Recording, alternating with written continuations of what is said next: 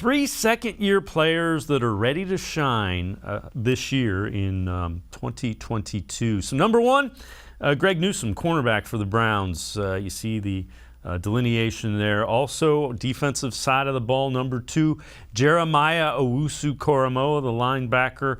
And number three, wide receiver, Anthony Schwartz. G. Bush, I like all of those guys. I keep saying with Greg Newsome, best thing about him, they didn't throw at him. When you're not throwing at a rookie cornerback, that means he's playing pretty darn well. JOK, the more I see, I want to see more. Yeah, so Newsome, he was on the Ultimate Cleveland Sports Show earlier. First of all, shout out to him, man. He got a crazy shoe game. I thought my shoe game was all right. And, well, you know, he makes a substantial amount more money than I do, so he won that. He won that hands down. I think he has a room full of shoes, so shout out to Mr. Newsome. But I'll tell you what I like most about him and his skills is he's always there. Like, I like a guy that's in phase. I like a guy when I'm watching him on tape. I like a guy that is contesting throws. I don't want to see no cornerbacks behind and just looking to make the tackle, right? And, you know, sometimes cornerbacks get beat, and the first thing that they want to do is just make sure that they can make the tackle. Now, that's important because there might not be somebody behind them. But you know the difference between just guys and guys that have the ability to be all pros, to be playmakers, are the guys that are playing the football, that are always contested at the top of the throw, that are always looking to swipe the ball down, hit hands, wrists, whatever they can do to affect the pass. So to me, even when he got beat last year, it's two different types of beat. It's the one beat where you be like, oh man, if you catch this, it's a 6. You know it at home, and they know it in the stadium. They be like, oh, he about 6.5 yards away from this dude. It's a problem. And then it's the one you get beat, but you up there. You batting it down. You're in the mix. You in the vicinity. I can deal with being in the vicinity because that means you didn't give up on the play, and that means you're a playmaker. I love what he can bring in terms of that. And I think this year moving to the slot, it's going to only strengthen the Cleveland Browns rotation because I think he played outside a lot last year. Inside this year is going to be a different little scenario, but I'm liking that.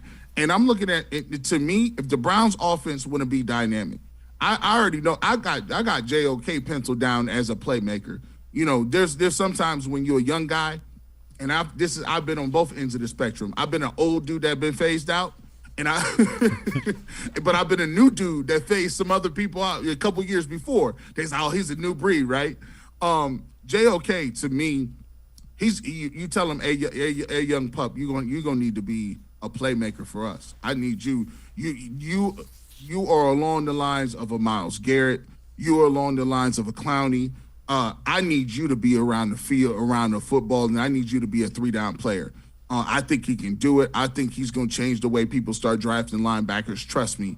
You're going to see a lot of safeties, a lot of hybrid guys model their game after what the Browns do with JOK because everybody's looking for that 3-down player. Nowadays, because they putting all their guys in the slot. They're putting the Anthony Schwartzes and the Tyreek Hills and the fast guys, and those guys are in the slot now. So now that's a mismatch. You can't have a guy running down the middle of the field like that. If you're running zone, how does your linebackers get depth? You got to have a linebacker that can get depth at 20 feet, 20 yards down the seam in order to stop some of that. So I think he's a new wave. And Schwartz, to me, I look at the way Kansas City runs their offense. Kevin Stefanski, if you're listening, Anthony Schwartz, if you go back to his Auburn tape, yeah, I know you guys want to work him in a progression. That's what you got David Bell for, right? You want to work him in. I don't think Schwartz is a guy you still going to be comfortable with on 3rd and 3, throwing a 5 to 7 yard slant pass and making sure he catches it. I don't believe in that yet. I'm sorry. I would love to believe in that. But the 3 to 5 yard slant on 3rd down to Schwartz is not a good play. At this point, what I want to see him doing is he needs to be running the track meet, east and west, jet sweeps this way, jet sweeps that way, bubble screen, tunnel screen, wide receiver screen, move him in the backfield, shift him out, make him run a route on the linebacker. Those are the ways you can get him some touches, and if you can make him be a slot back or something of that matter and give yourself a chance that if you miss a tackle, he's gone, that's what you want, and I think he'll be great in that position. I think he'll take a step forward. Yeah, and along those lines, one of the reasons Browns don't want to sign a veteran like Will Fuller just yet, they want to see what Anthony Schwartz and some of the younger guys can do.